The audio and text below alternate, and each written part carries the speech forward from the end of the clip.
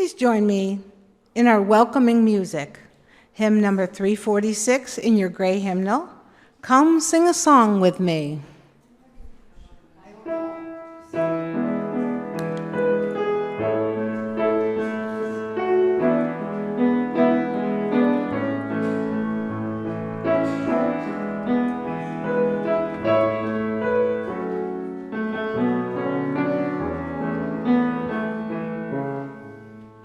Come sing a song with me. Come sing a song with me. Come sing a song with me, that I might know your mind. And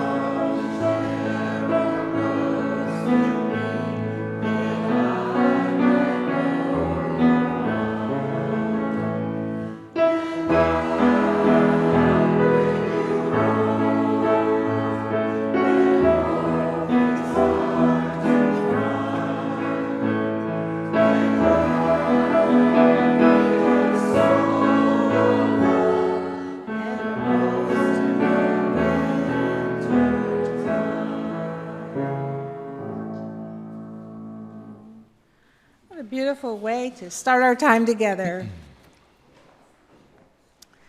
I've asked our speaker today to open us with a good morning. This is John Snodgrass. Thank you. Good morning. And welcome to the Unitarian Universalist Church of Amherst. My name is John Snodgrass. My pronouns are he and him. We are glad you've chosen to join us here, virtually or in person. Our minister, Reverend Michelle, is on sabbatical leave through August. Services during this time will include guest speakers from near and far and assistants from the sabbatical team, thoughtfully assembled by Reverend Michelle. And even more assistance from our tech crew, our greeters, our weavers, ushers, musicians, coffee makers who seek to create a safe and inviting space for all who enter this sanctuary of UU Amherst. Welcome to this place which we make holy by our presence. These doors are open to all. We welcome diverse ideas of the source of life, diverse needs, diverse abilities. Bring your brokenness and bring your power. Bring your vulnerabilities and strengths, fears and anxieties, loves and hopes. For here you need not hide, nor pretend, nor be anything other than who you are and who you are called to be. Come to this place where the ordinary is sanctified, where the human is celebrated, and compassion is strength. Welcome to this place. Together, we make it a holy place. As we gather, we acknowledge that our church is built on land that was once nurtured and cherished by the First Nations people in this region, the Haudenosaunee, and the people known as the Neutrals before them. May we continue to tend this cherished land, courageously cultivate community with all living things. It's been said that Unitarian Universalism is a religion that puts its faith in you, trusting each individual to engage in the spiritual journey and to reach our own conclusions about spiritual matters. We do that in beloved community as we support one another in faith and friendship. In that spirit, this congregation has created a covenant, a sacred promise of how we will strive to be with one another. Please join me in speaking our covenant. Together, we promise to gather in compassionate community, to celebrate diversity of thought and unity of spirit, to seek wholeness for ourselves, our children, and our world. We begin this gathering by lighting the chalice, the symbol of Unitarian Universalism. Our flaming chalice represents the light of truth, the warmth of community, the fire of commitment to foster more compassion and justice in a hurting world. Please join me while in the speaking words while Mickey lights our chalice.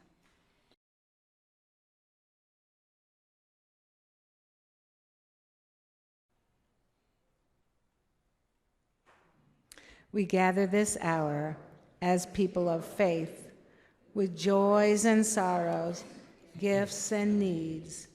We light this beacon of hope, sign of our quest for truth and meaning, in celebration of the life we share together.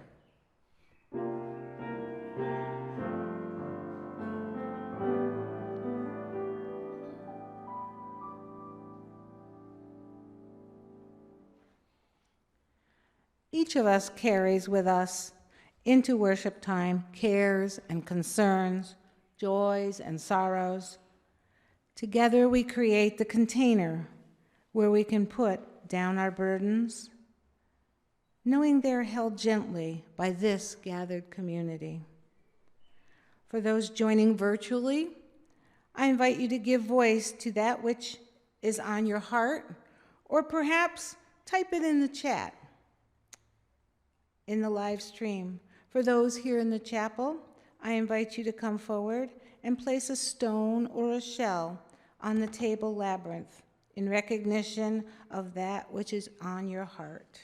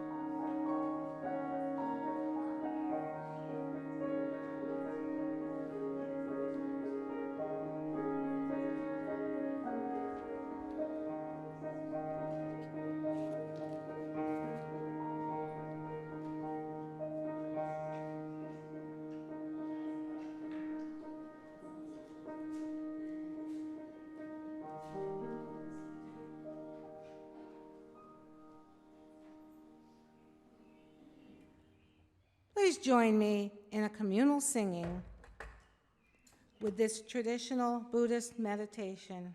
It can be found in the Teal Hymnal, page 1031, filled with loving kindness. The words will be projected on the screen.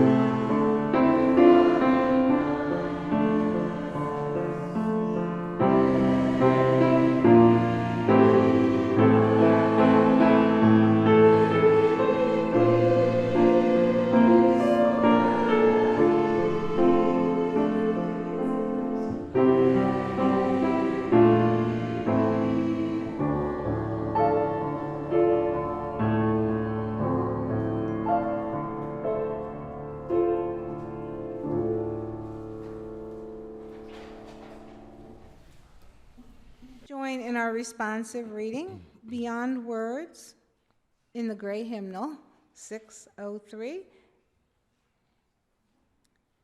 Existence is beyond the power of words to define.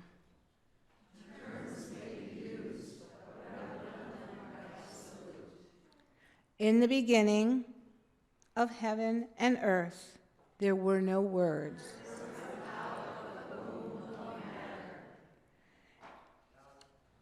And whether we dispassionately see to the core of life or passionately see the surface, the core and the surface are essentially the same. Words make them seem different, only to express appearance. If name be needed, wonder names them both. From wonder into wonder, existence opens. I'd like to invite Don Tucker to come forward.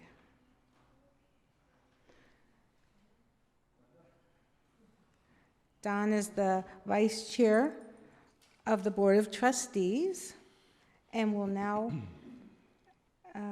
present a gift to our dedicated board chair for the past 2 years, Karen Thompson. Wendy, you want to come up too? Wendy and Linda were on the board, Wendy 2 years ago, and Linda's on the board last year and this year. I was last year's vice chair of the Board of Trustees. On behalf of the Board of Trustees and Reverend Michelle, I would like to present Karen with a token of our appreciation. Karen, can you come up?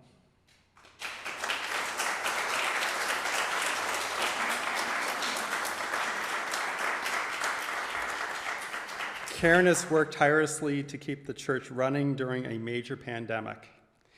Her organization and inspiration for the development and implementation of the three foci is greatly appreciated. In a short amount of time, she has contributed so much to our church. I will read, we're giving her a clock. The clock says, Karen Thompson, thank you for your dedication and commitment as board chair. From the Board of Trustees, UUCA. Thank you. Thanks, everybody.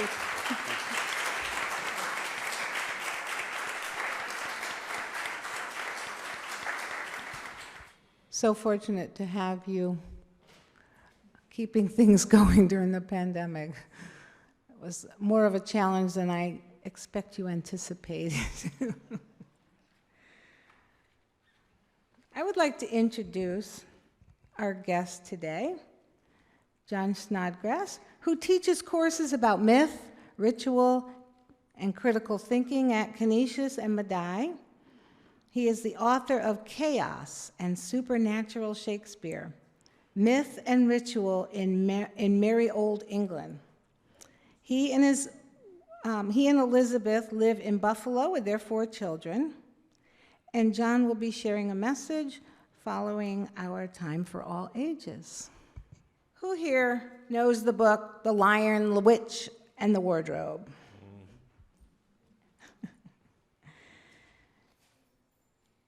Does anyone remember what Lucy discovers in Narnia? Lucy looks for the perfect place to hide and opens up the door to a big wardrobe. She goes through the doors and into the back of the wardrobe, and suddenly she sees a whole other world, a magical world with witches, fauns, talking beavers. Wouldn't it be cool if there were a magic world beyond every door? When Lucy opened the door of Narnia, it didn't look like anything special. It was just a boring door to a wardrobe full of clothes and coats, but across its threshold was magic. Lucy already had a foot in Narnia before she quite realized what was happening. Many of the thresholds in our lives are like this. We don't know that we're crossing into another one, another world, until we're halfway there. The door of the church takes us down a pathway of growth that we might never have experienced. The door of the doctor's office suddenly opens out into the life of perhaps a hard diagnosis.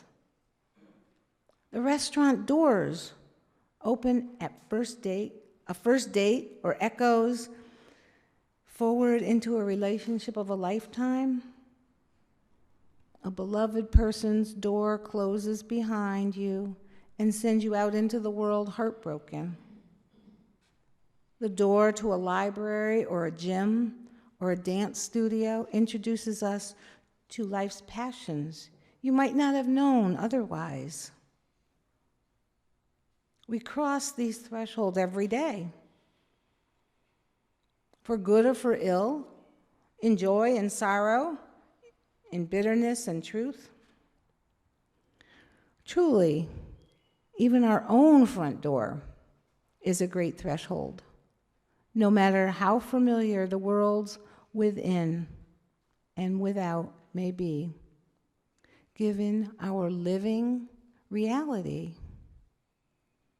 of constant change. Every day we open the same old door again, only to step out in the world that is new since the day before. In this way, there is a new world behind every door, awaiting our discovery if we will only encounter it as such. What do you think?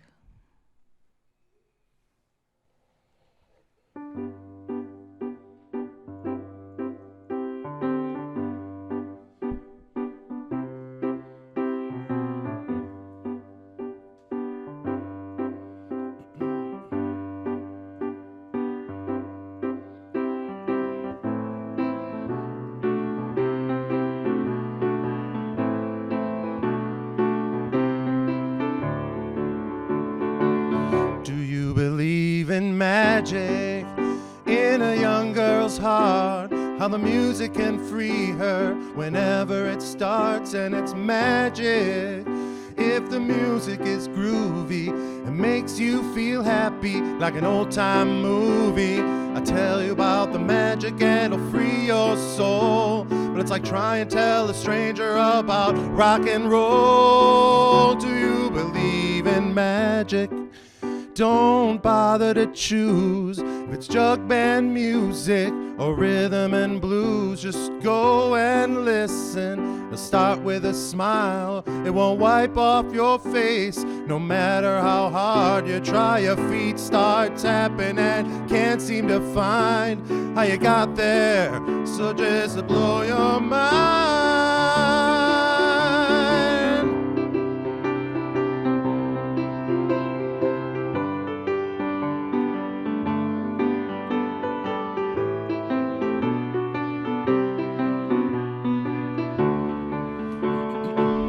If you believe in magic, come along with me. We'll dance until morning till there's just you and me. And maybe, if the music is right, I'll meet you tomorrow, sort of late at night.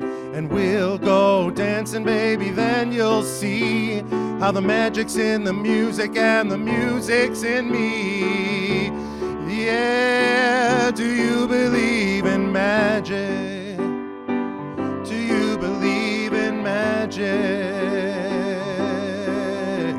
Believe in the magic of a young girl's soul. Believe in the magic of rock and roll. Believe in the magic that can set you free. Talking about magic. Oh, magic, magic, magic. You believe in magic. Do you believe in magic? Magic, magic. Believe in magic.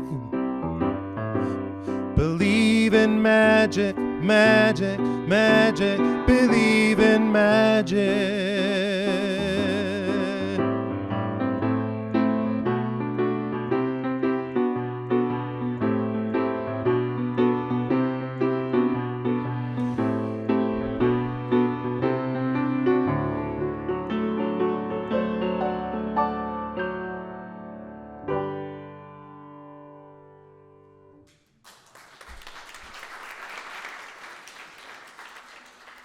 Well, good morning. I've never been very good at elevator talk. I've got two modes of speech, preacher and professor. That's how I ended up standing here. If I hadn't been invited to speak here today, I would still be giving a 20-minute talk right now to one of my children about skateboard helmets or too much screen time. So on behalf of my kids, I want to thank you all for inviting me here to get some of this chatterboxing out of my system. I don't do elevator talk, but last month I did have a really fascinating elevator conversation, one that really made me think. And I've included an image here to help us to conceptualize this. I was taking the elevator up to a classroom. The other passenger was a short, broad woman of about my age, maybe another teacher at the college. She was facing the door. I had spent the 2-minute ride silently contemplating the first words I would say in class. And when the door opened at my floor, she didn't move.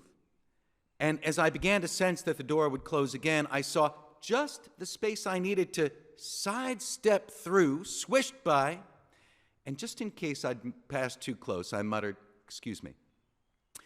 To which she grunted, "Excuse me." It was one of those things. Her response didn't even register till I was 5 steps down the hall and the door had closed again. But something, it seemed, had gone terribly wrong in what should have been a very simple and kind of automatic discussion. What had I said? What had she heard? What was she trying to say? What had I heard? A tall, skinny guy and a short, round woman had said the exact same syllables, but the words had different meanings. I had apologized for passing through her personal space. Had her rude response been an invasion of my personal space? Saying excuse me to someone, is this a sign that you consider them your equal? Or does it mean that you've already dismissed their feelings and you're going to do what you're going to do regardless? Maybe I had accidentally stumbled into a longer discourse about gender or cultural norms, decorum, or privilege. I'd meant it in the gentle sense of I apologize, but maybe she heard it in the aggressive sense of you're in my way. Or perhaps she heard excuse me in some other sense altogether.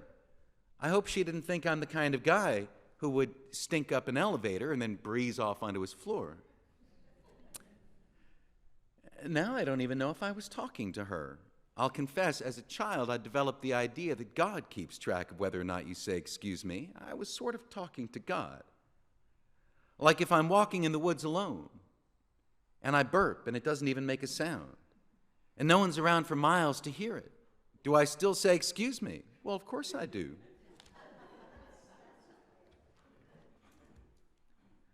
But none of this was on my mind as I passed that woman leaving the elevator. My excuse me was as mechanical as the ding on the automatic door. And it got me thinking about mechanical, automatic mannerisms, pre-programmed responses. Like, how are you? I'm fine. How are you? It's an invitation to make a connection. But mostly it's an invitation to say, I'm fine. This completes a circuit. It's cold and mechanical. It's also ritualistic. It's a communion. It's a passing of the peace. When I run into someone and they ask, how are you? What I hear is, how are you about to become my problem? So responding, I'm all right, it's meant to let them off the hook. Unless it's my mom. Because she knows when she says, how are you? She's in for 10 minutes of chatter. We talk every Friday. So she's already got it on the schedule. It's the same with my kids. I ask, how are you? And they can say, I'm fine. But then I'm just going to ask it again and put the emphasis somewhere else until I actually get something. As a dad, I need to constantly keep track of how many children I'm responsible for at any moment. So when I run into someone and I ask, how are you? I'm kind of asking, is your security about to become my responsibility? Do you need to become one of my children for a minute, an hour? Do you need me to cook you an egg, help move a couch, agree to go menace someone who's bullying you? And then the person says, I'm fine. And I think, good, because I don't really think I could take on your boss's father. And then they say, and you? Oh, I'm fine. And that means I've got problems, deep emotional problems, poisonous problems, neurotic problems. But whining to you for 2 minutes or 4 hours on the sidewalk won't fix them. It'll only make me feel childish and exposed. I say, I'm fine, and I mean, don't worry, my problems aren't about to become your problems. I'm not about to become your kid. My wife Elizabeth is a doctor, so 15 times a day she says, how are you? And she gets someone's whole medical history. My brothers are both lawyers, so they say, how are you? And they expect legal information. The client can say anything they want. Emotional, spiritual, existential, personal, whatever. It's all confidential. But they don't, because it's also billable. It reminds me of that joke where the woman's walking past the construction site and this little piece of debris goes bouncing off and hits her in the head, and the foreman runs up and says, "Are you okay?" And she says, "How should I know? I'm a doctor, not a lawyer."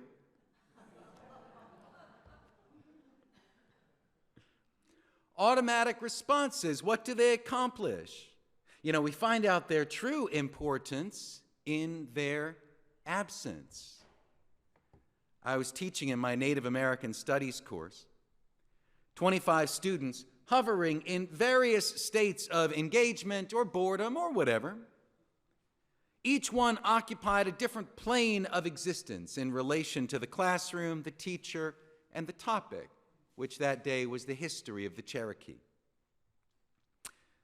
I was speaking well, but I was also conscious of needing to lead to a discussion question soon before everyone floated off into imagination land. So I was working the transition toward a discussion topic when someone sneezed, and I decided to keep going. But something changed in the room. Like 25 kids held their breath at once and hung suspended in silence. Like a vacuous black hole opened right there in the classroom, and anything I said about the Cherokee would disappear into this empty abyss. So I paused mid-sentence, nodded in the general direction of the sneeze, and said, "Bless you." And then, I don't know how precisely to explain it. The electricity, the magnetism in the air, it resettled. The students could breathe again, and I set up a question for class discussion.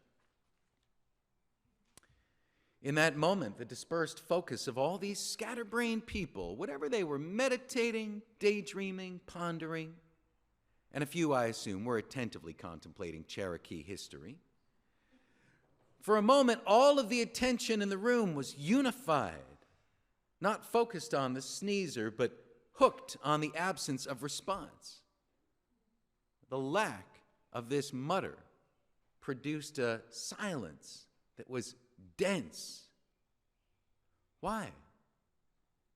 Had the force of the sneeze, I hear sneezes travel at 200 miles an hour. Had the force of the sneeze pushed the earth out of orbit, tilted the universe off its axis, and could it be righted again by these magic words? I say "bless you" at home when my kids sneeze. I don't tell them they have to say it because I believe everyone should have their own spiritual journey. Also because I don't want to get stuck with the hard questions that follow. Is the blessing Trinitarian? In the sense that it'll cover 3 rapid-fire sneezes? Or does it only cover the first one? Or should you wait till the 3 sneeze series is over and then say it once or thrice? Or what happens if the person holds in the sneeze but their ears make that squeaky sound? And what about pets? If your dog sneezes and you don't say "bless you," will God choose that moment to determine once and for all whether dogs go to heaven? The expression "God bless you," it once functioned as a religious benediction. Pope Gregory the Great installed it by papal order during a plague when priests were frantically scampering around trying to do last rites. So the Pope deputized believers to issue a blessing from God. A bit confusing because if someone were dying of plague, it would make more sense to say "God cursed you" and quickly move along. But if a plague victim sneezed at you, it was likely a sign that you were next, in which case uttering a quick prayer might momentarily summon God to catch you in a compassionate act. But 1,400 years later, in the post-industrial world, the mechanical production of these words doesn't strike me as religious anymore. Most people drop God from the blessing, make me wonder who they think should bless me, or if they've appropriated this godlike power for themselves. It barely functions even as superstition. Do we call tomorrow and check to see if the blessing has worked? I classify it under manners, and then as a teacher I have to weigh out whether it might be bad manners to interrupt a sentence about the Cherokee with this bizarre English custom as if the white man's superstition were now arming to invade a sovereign Native American factoid. In that moment, I decided not to invade, but the absence of this mechanical custom created a rift in the space-time continuum, which could only be closed by uttering this magical incantation. I discussed it with my brother, a lawyer, and he argued conclusively that my pausing class to say a prayer was a total breach of educational standards and that it should be illegal. And never mind that it was a Jesuit college. Any and all state funding should immediately cease if any liturgy, magic, or superstition is promulgated by the professor. Then I brought it up in another class, a class I was teaching called Introduction to Critical Thinking, where students debated the issue. One proposed that you should say something, but not a prayer. One person suggested that God bless you should be replaced with 3 syllables assembled totally at random. And someone else helpfully mentioned that this has already happened. Some folks use a kind of a jabberwocky nonsense word, Gesundheit. I then had to explain this actually is a word. It makes perfect sense in the German language. And this had to be explained with some caution, since a public sneeze is kind of a vulnerable moment, and you don't necessarily want to get barked at in a language that always sounds menacing, like Gesundheit. It means good health, but it kind of sounds like you're ordering somebody to be healthy or else. Another student recommended that when someone sneezes, you should say, "Excuse you," which does make a certain sense. I mean, sickness is going around. I don't know if it's precisely right, and I'm too old to change my pre-programmed responses anyway. Perhaps the only safe solution would be when someone sneezes to say, "Bless you," and then quickly follow it with, "and excuse me," in case your benediction intrudes upon their personal beliefs. Or if you're afraid that the sneeze might rocket sickness in your direction, you could just say, "Bless me." And if the sneezer stares quizzically, you could say, "And you too, if you believe it'll do any good." We here in this room will, of course, say "bless you" or not. It is not my intention to deliver a conclusive, decisive statement on the matter. Instead, I'll end with a riddle. If a Christian sneezes and a Unitarian says "bless you," can it actually help?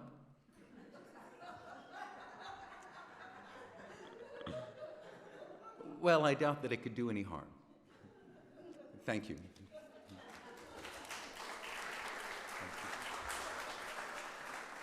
Together we have sanctified this space. If you have found strength and comfort here, share some out there. They need it. Remember that you are blessed and you are a blessing and you are not alone.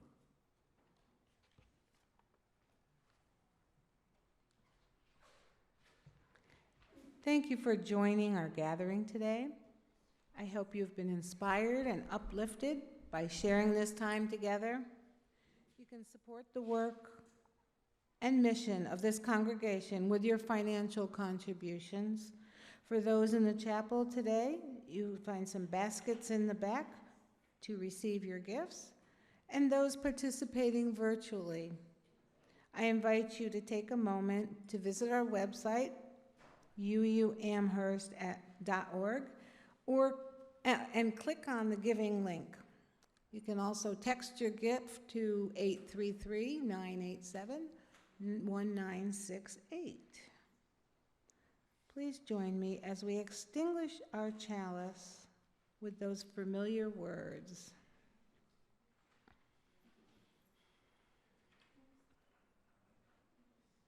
We extinguish this flame, but not the light of truth, the warmth of community, or the fire of commitment. These we carry in our hearts until we are together again.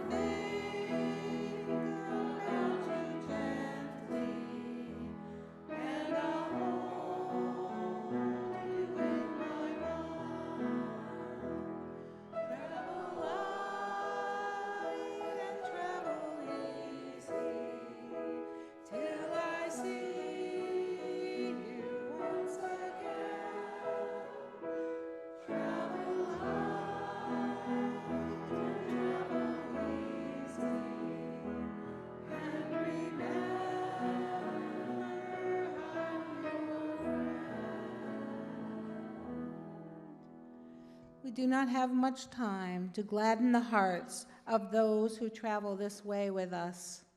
So be swift to love, make haste to be kind.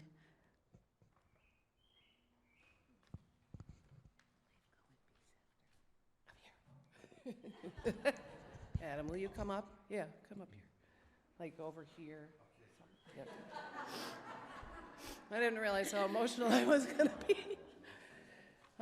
Our dear friend, I can't see, and genius musician, Adam Schmidt, will be engaged in another appointment after this Sunday. And we'll have opportunities to have him visit again in the future, but not as regularly as we have become accustomed to. He has enriched our services both remotely and in person for the last few years, and we will be forever grateful to have made such a good friend. It's been my true joy and privilege to have you with us during the long pandemic pause and to have you with us for real for as long as you could stay. And we'll miss you, and we'll look forward to seeing you again soon. Definitely. And if anyone has a shower to bring Adam, please come forward. Thank you. You know I like it. You know I do.